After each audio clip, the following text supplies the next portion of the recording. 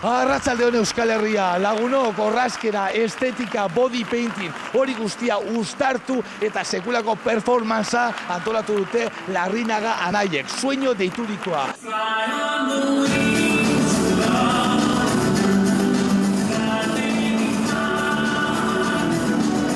Begia hor detaile guztiak, biez puntak, batez ere nola dituzten hor dena guztia markatuta, ondo.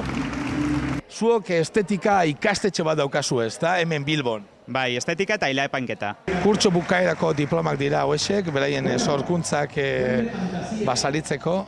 Begira koreografia, zaindutakoa, landutakoa, urte guztia egon dira hause prestatzen, diseinuko ikasle hauek. Ukitu daiteke? Bai, begira. Begira. Dala purpurinaz betea. Hau adibidez ez dakigu nola katalogatu. Ez dakit Txinako pagoda baten antza daukan horrek edo beste zerbaiten antza. Baina ezin ukatu estenik originala eta politxa, Hori bai, kalera teatzeko igual, ez dakit, arasuak. Izpasterren ibiltzeko bintzat txarto.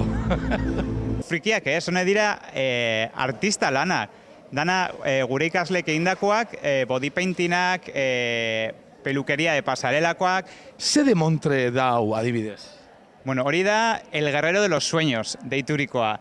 Eta, bueno, body paintinga da. Body paintingek egiten duguz, lau edo bosten artien, da die, hori, metxen inguruen body paintingek. Hone dira atrapasueños delakoak, jatzen direla ohe gainean. Gainera zuo, Japoniako beste ikastetxo batzuekin ere harremana daukazu eta horren guztiaren adierazgarri hementxe daukagun hau da, ezta? Mami du berak izena.